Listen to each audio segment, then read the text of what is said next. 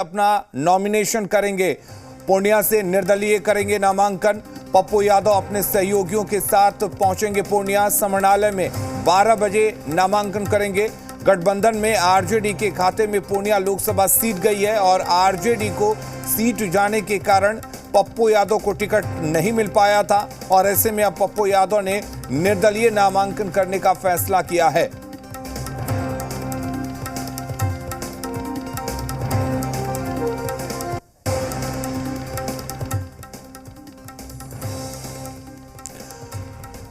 तो आपको बता दें कि पप्पू यादव आज निर्दलीय उम्मीदवार के तौर पर नामांकन करने वाले हैं। तस्वीर देख सकते हैं।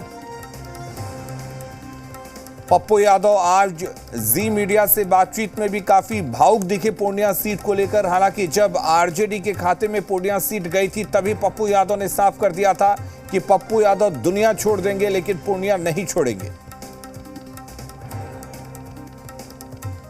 मैं लालू यादव जी से हाथ जोड़ करके मैंने कहा, कल भी ये बात हुई कि मधेपुरा चले जाओ। मैंने कल भी कहा कि एक बार नहीं 2-2 बार मधेपुरा हराया है, मैं किस मुंह से जाऊंगा। और तब जब पूर्णिया कभी हराता नहीं है और हमेशा पूर्णिया मेरे पीछे पागल की तरह खड़ा हो जाता है और साल भर सलाम पूर्णिया प्रणाम पूर्णिया के बाद और गरीबों के इतने पागलपन के बाद तो मेरे लिए आत्महत्या ही ना होगा, सुसाइडल ही ना होगा। यहाँ कोई बैकवर्ड फॉरवर्ड आज तक जिंदगी में नहीं हुई। यहाँ कोई हिंदू मुसलमान मेरे रहते नहीं होता कभी। यहाँ हर परिवार के लोग अपना बेटा मानते हो, भाई मानते हो, आंगन की खुशियाँ जब मानते हो, तो क्या मिला पप्पू यादव को, इससे बड़ा क्या चीज़ है। हमारे साथ रुपेंद्र जुड़े हुए हैं। रुपेंद्र, पप्पू यादव पूर्णिया से निर्दलीय उम्मीदवार के तौर पर नामांकन करने वाले हैं। हालांकि जी मीडिया से बातचीत में उन्होंने कहा है कि उनके साथ कांग्रेस का भी पूरा समर्थन है, कांग्रेस के बड़े नेताओं का समर्थन है। लेकिन अब पप्पू यादव के नॉमिनेशन के बाद पूर्णिया की लड़ाई काफी रोचक हो गई है। देखिए, पप्पू यादव के नॉमिनेशन के बाद जो है पूर्णिया की लड़ाई रोचक हो जाएगी और ये कहा जाएगा कि ये दोस्ताना लड़ाई है आरजेडी और कांग्रेस में। कांग्रेस ने पप्पू यादव से किनारा कर लिया है। साफ तौर पर कांग्रेस के मुख्य प्रवक्ता ने कह दिया था कि अगर कोई भी निर्दलीय उम्मीदवार गठबंधन की सीट से लड़ता है, कोई भी पार्टी का व्यक्ति जो है निर्दलीय रूप में भरता है, तो वो पार्टी का हिस्सा नहीं होगा, पार्टी उन पर कार्रवाई करेगी।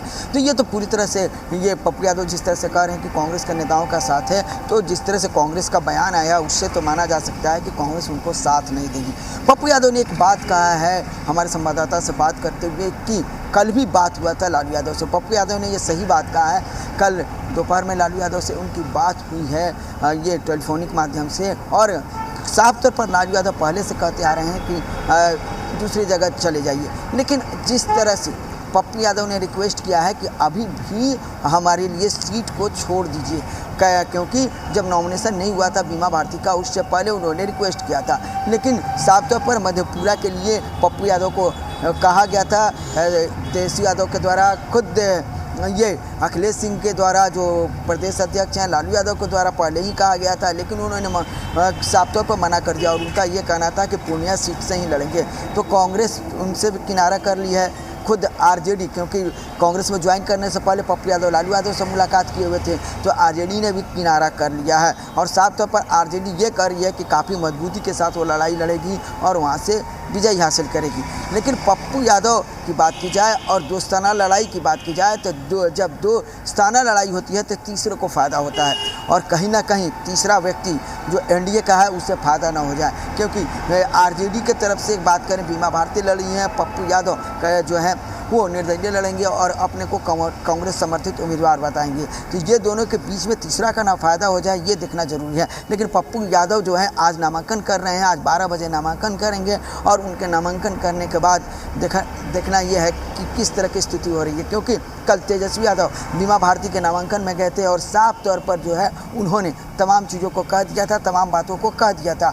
तो अब जो है पूर्णिया की जनता निर्णय करेगी कि किसे वो अपनाएगी। तो कहीं ना कहीं देखा जाए कि पप्पू यादव अपने ही जाल में खुद फंस गए हैं जी। लेकिन रुपेंद्र, एक बात तो तय है कि पूर्णिया की सीट हॉट सीट बन गई है और पूर्णिया सीट जितनी तेजस्वी यादव के लिए प्रतिष्ठा की बात बनी हुई है उतनी ही पप्पू यादव के लिए भी बन गई है।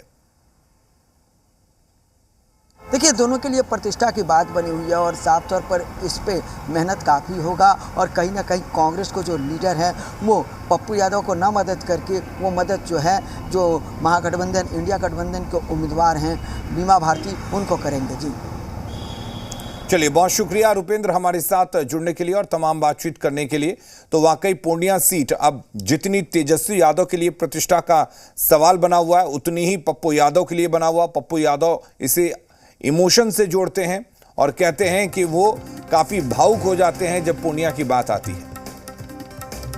भारती जी ने तो कल नामांकन कर भी दिया और महागठबंधन के नेता और विधानसभा में प्रतिपक्ष के नेता तेजस्वी यादव जी सभा को एड्रेस करने गए थे तो उन्होंने भी महागठबंधन की तरफ से स्पष्ट कर दिया है हम लोगों को जो सूची आई है उसमें पूर्णिया सीट नहीं है, तो इसलिए पूर्णिया सीट जब सूची में नहीं है, जो सूची में नाम रहेगा वही लोग नामांकन करेंगे। और इधर भागलपुर सीट से कांग्रेस उम्मीदवार अजीत शर्मा